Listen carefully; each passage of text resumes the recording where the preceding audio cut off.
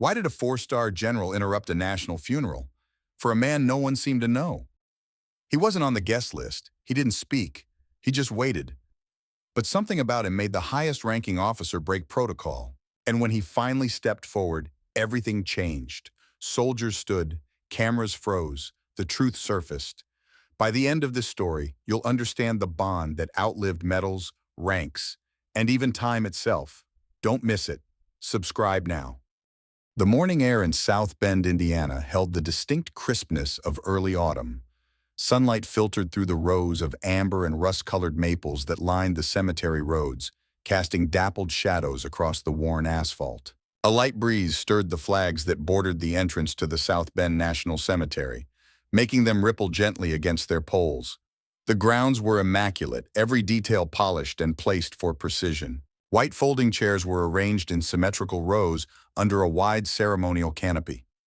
Television crews unpacked equipment near the perimeter, careful not to disturb the honor guard rehearsing in silence.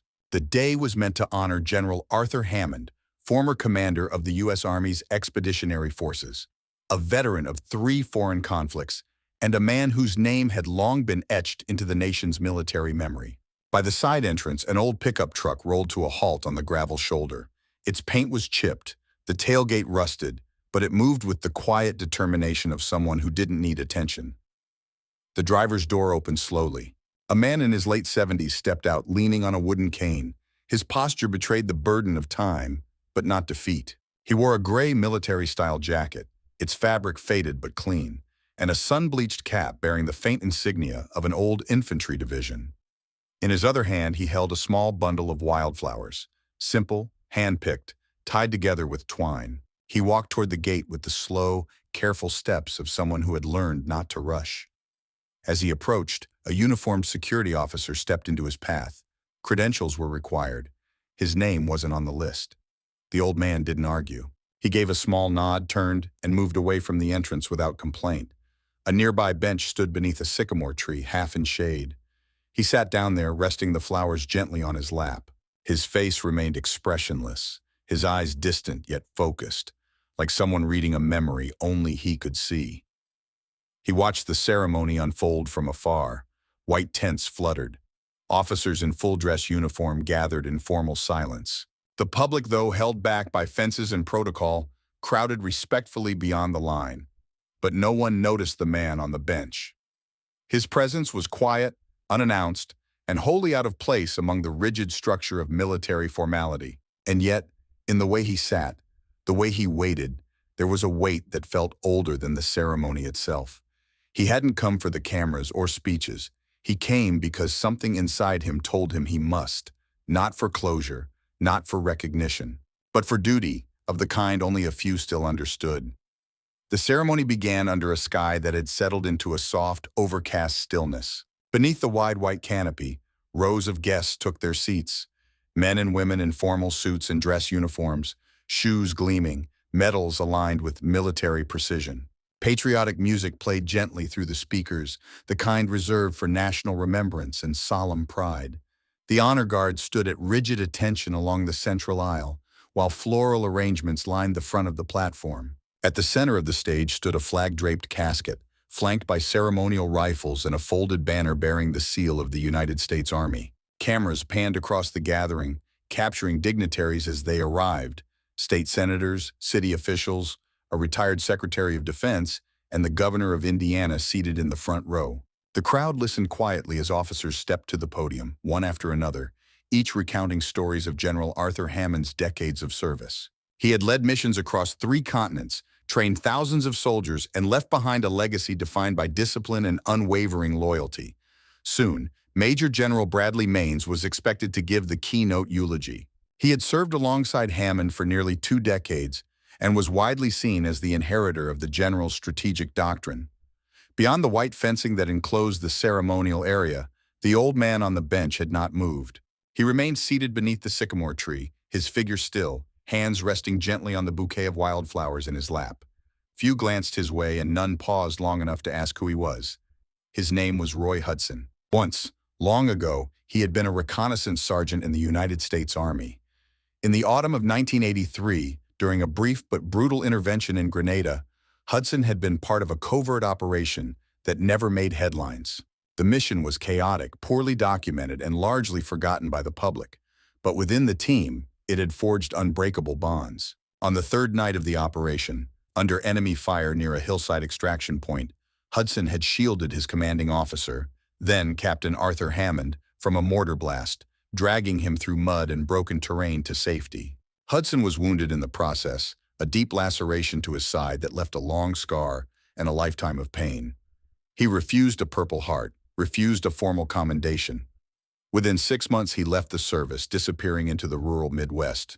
He settled in Iowa, took up manual work, and never spoke of what happened. No one had expected him to come to the funeral. There had been no RSVP, no letter, no phone call. His name hadn't appeared in any veteran registry for years. But as the proceedings carried on inside the carefully arranged space of uniform ceremony, Roy sat silently just beyond its edges. He didn't expect recognition.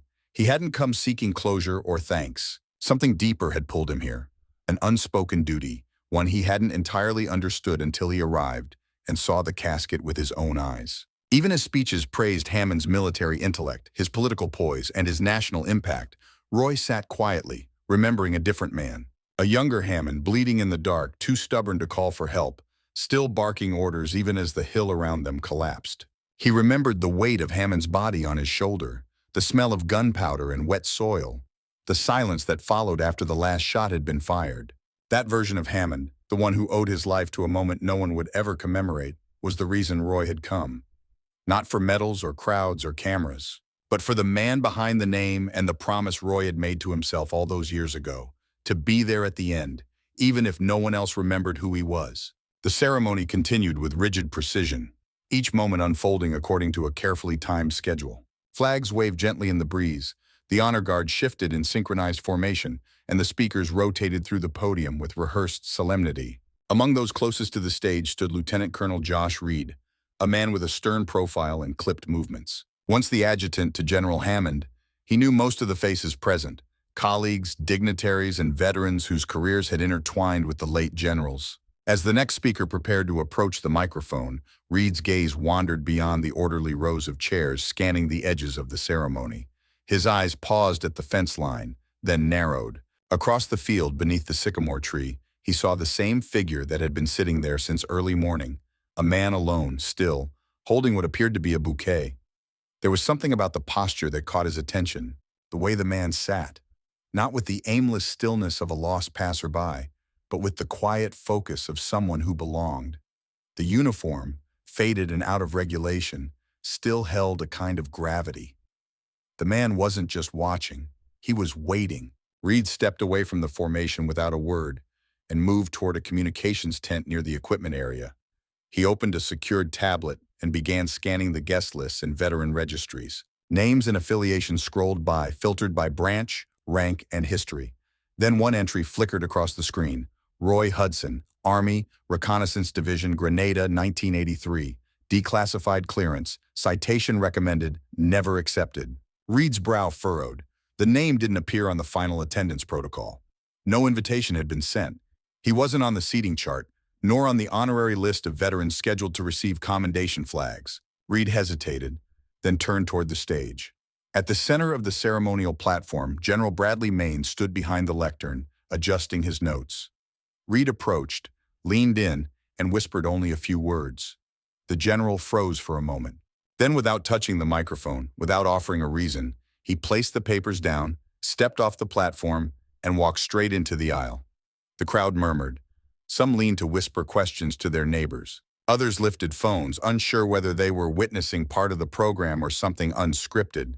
Cameras followed the general's unexpected movement, but then lost track of him as he veered from the central path and exited the roped-off seating area. Guests turned in their chairs, heads craned. At the side gate, the general stopped and unlatched the simple iron latch himself. The gate creaked open. He walked forward, past the security guard who looked too stunned to intervene. The old man on the bench had noticed the movement, but did not rise. He remained seated, flowers still in his lap, as General Maines approached. There were no words audible from the distance, but their exchange held a weight that silenced the restless crowd. Maines reached inside his ceremonial jacket and withdrew a polished metal urn, the kind reserved for military honors. He extended it gently toward the seated man. Roy Hudson accepted it with both hands, his gaze fixed not on the general but on the object itself, as if recognizing something unspoken. Maines then took one step back and stood at full attention. His heels clicked together, his shoulders squared, and his hand rose slowly to his brow in a formal salute. It was a gesture steeped in rank, in tradition, but here it carried something more. The crowd saw it. The reporters saw it. Veterans in attendance began to shift in their seats. The cameras, previously pointed at the stage, turned sharply toward the outer gate. Every eye was now fixed on the uninvited man who had crossed no threshold, given no speech, and yet held in his arms the remains of the nation's hero. The program had paused. The script had fractured. In its place, something older had returned to the surface, something that had nothing to do with protocol and everything to do with memory. Roy rose from the bench with the quiet strength of someone who had done hard things in silence all his life. He shifted his weight carefully, gripping the head of his wooden cane with one hand while the other held the urn, a polished metal container, smooth and unmarked except for the weight it carried. He adjusted his posture, straightening as much as age and scar tissue would allow. The movement drew no applause, no announcement, but it rippled through the crowd like a distant echo of something once known but long unspoken. The gate behind him creaked gently shut as the general stepped aside. Roy stood at the edge of the central path, framed by the iron fencing and rows of dignitaries seated in military precision. Before him stretched a wide gravel aisle, bordered on either side by lines of men and women in uniform. Their heads turned slowly, tracking his presence as it moved from the shadows into the heart of the ceremony. He began to walk. His steps were measured and deliberate, the gait of someone who had once moved quickly under fire and now moved slowly with memory. Each step pressed into the ground with the certainty of purpose, though the terrain was ceremonial grass and gravel, not jungle or mud. The urn in his arms remained steady, its weight balanced against the slow rhythm of his motion. His eyes did not shift to either side. His mouth did not waver. He walked without spectacle or hesitation, as if answering a call only he could hear. As he advanced, a transformation unfolded around him. One by one, those seated along the aisle began to rise. It started with a retired colonel, then a general, then a line of cadets whose crisp uniforms barely concealed the nervous tension of youth. Veterans in civilian clothes followed, slowly removing their hats, some with shaking hands. Others pressed palms over their hearts or stood in silence, shoulders squared. The shift was spontaneous, unspoken. It wasn't prompted by a command or protocol. It was something deeper, a shared recognition, ancestral and solemn, awakened not by rank but by reverence. Members of the media, sensing the shift in focus, lowered their cameras. Even the musicians, stationed quietly in a side tent, ceased tuning their instruments. A stillness settled over the field, like the pause before a storm or the breath held at the peak of a hymn. The pageantry of the morning faded into the background, and what remained was a single man walking towards something that most could not define but all could feel. Roy's face held no expression beyond intent, not grim, not proud, simply steady. The sunlight caught the silver of his hair and the deep creases around his eyes. To many watching, he was a stranger. To others, perhaps a forgotten name from a roster buried in an old file. But to those who truly looked, he was a reminder that some sacrifices were never listed, some debts never repaid, and some moments of courage lived only in the hearts of those who survived them. He passed the families of the fallen, the friends of General Hammond, and the top brass of the army, none of whom knew his name, and yet none remained seated. It wasn't about the man, it was about the truth he carried. Not the urn itself, but the meaning within it, a weight more emotional than physical, a testimony without a single word spoken. As Roy neared the stage, the honor guard, standing at rigid intervals along the aisle, responded not with movement, but with silence that deepened into reverence. Their uniforms gleamed in the sun, rifles pointed skyward in ceremonial grip, but their eyes followed him with something more than discipline, something closer to respect. No salute was given, not yet, not until the moment required it. And still, in the posture of every soldier stood a quiet acknowledgement. This man had done something. He reached the steps of the platform. The final few yards stretched before him, not far, but heavy with meaning. The platform was simple, draped in muted colors, adorned only by the American flag and a floral wreath. At its center stood a pedestal of polished wood, its surface reflecting the sunlight and waiting for what he carried. Roy climbed the steps without assistance, though each movement was deliberate. each breath drawn deeper. He stepped onto the platform, alone. The crowd held its breath. He approached the pedestal and for a moment simply stood there. The urn rested against his chest and his hands tightened around it. He looked down at it, not as an object but as a memory made solid. His eyes held it gently, like one might look at a photograph of someone long lost. For a moment, time bent. He saw not a funeral stage but the muddy slope of a hillside in Grenada, the sounds of mortar fire and shouted orders, the weight of a man slung over his shoulder. He remembered the blood, the smoke, the silence that followed. He remembered not being thanked. He remembered never needing to be. Then he placed the urn on the pedestal. The motion was smooth, precise. No trembling, just finality. As his hands released it, the metal gleamed for a brief moment in the light, and then it was still. He stepped back, folding his hands behind him, eyes now resting somewhere beyond the platform, beyond the field, beyond even the horizon. The crowd stood unmoving. They watched not the urn, but the man who had brought it here. Roy didn't bow. He didn't weep. He simply stood with the quiet dignity of someone who had never wanted to be seen, but for the first time, had been. And though the stage was surrounded by officers and cameras and an audience gathered for a hero's farewell, it felt, for a few moments, as though Roy Hudson was the only one truly present. Not because he had said more than anyone else, but because long ago he had done what few were willing to do, and carried that truth with him every day since. The crowd had thinned. Rows of folding chairs now stood empty, some still bearing the indentations of dress uniforms and formal coats. Flags continued to flutter in the autumn breeze, and the last notes of ceremonial music had long since faded. The chatter of small talk and farewells drifted further away, replaced by the occasional creak of equipment being packed, or the distant engine of a departing motorcade. The formality of the day had ended, but Roy remained, standing in the shadow of the now quiet canopy, alone and still. In his hands he held an envelope. It was small, weathered, and creased at the corners, as though it had been carried for years without being opened.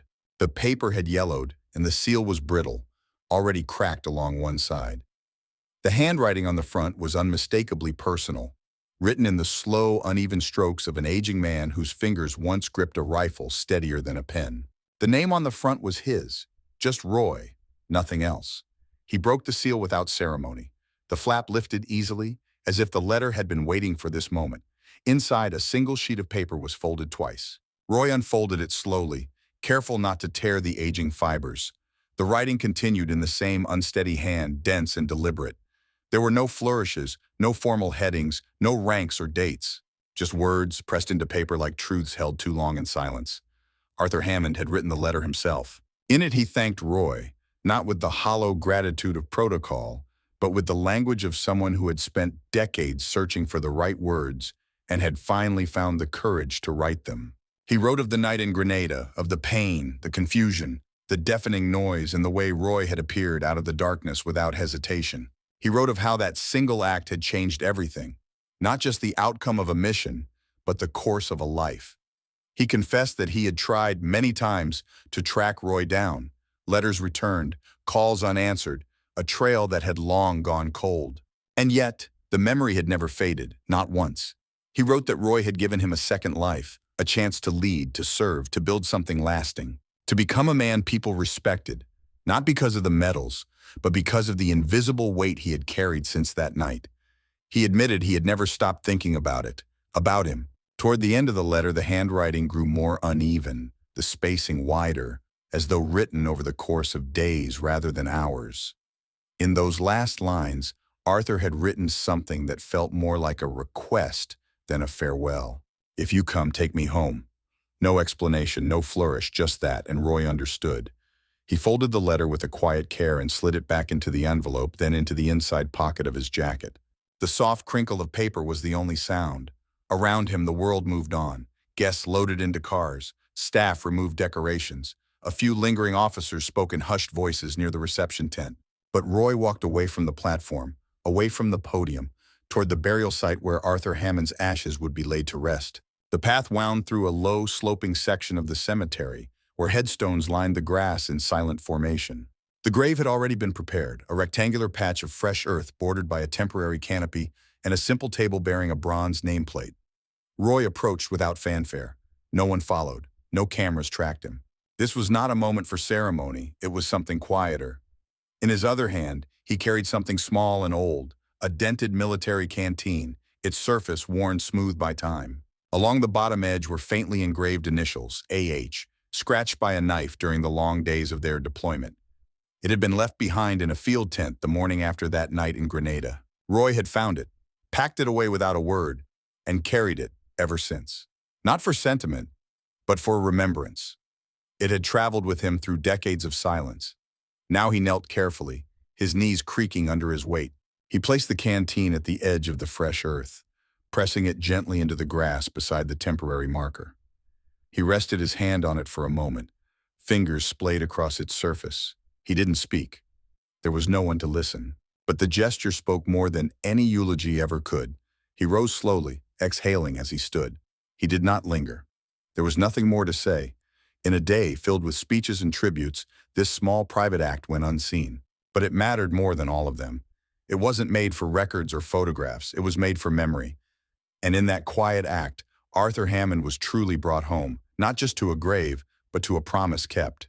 Spring arrived gently in South Bend, bringing with it the kind of renewal that felt earned after a long and silent winter. The city stirred back to life with blooming trees and soft winds, and on the corner of a quiet street where an old parking lot had once stood cracked and forgotten, something new opened its doors.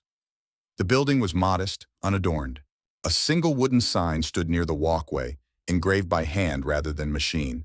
It read, "The Roy Hudson Foundation for Those Forgotten." There were no marble columns, no statues, no towering banners, just a simple structure built with intention, designed not to impress but to serve. Inside, the air smelled faintly of wood and coffee. The floor was polished but not pristine.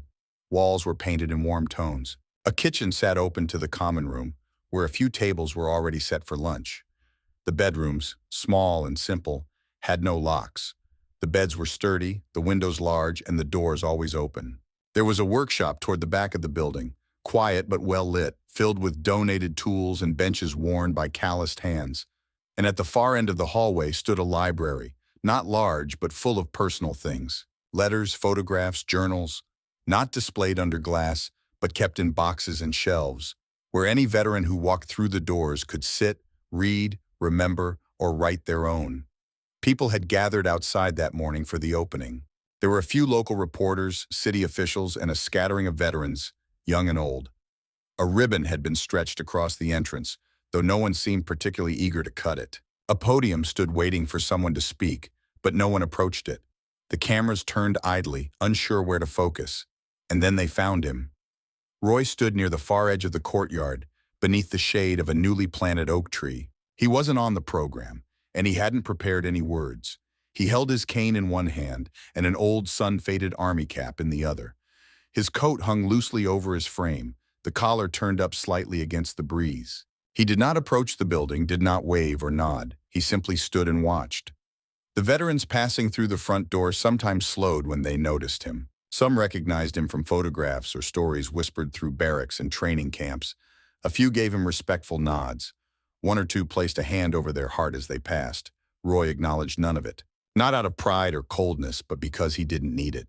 His presence was never meant to draw attention. It was enough to witness, not to be seen. He watched a young woman in a wheelchair roll through the entrance. A teenage boy with a prosthetic leg followed her, holding the door open with practiced ease. A middle-aged man with sunken eyes and steady hands carried a box of books toward the library. Roy watched each of them cross the threshold, each with their own ghosts, their own weight, their own quiet need for a place to feel understood. After some time, he turned. No one noticed. The cameras were pointed elsewhere, now trying to capture speeches that wouldn't be delivered. The reporters shuffled pages, waiting for quotes that would never be spoken.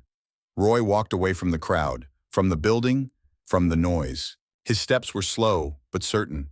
He walked the same way he had always walked, just far enough from the center to let others shine.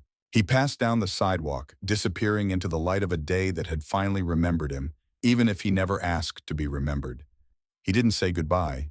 He never had. But in the quiet corners of that city, in the open doors of that center, and in the silent understanding of those who found refuge within it, he would always remain. There were no banners bearing his name, No busts, no plaques, no etched tributes in polished stone. But when someone spoke of the foundation, or of the man who carried a life through silence and never asked for anything in return, people stood, not out of obligation but out of understanding. And when they stood in silence.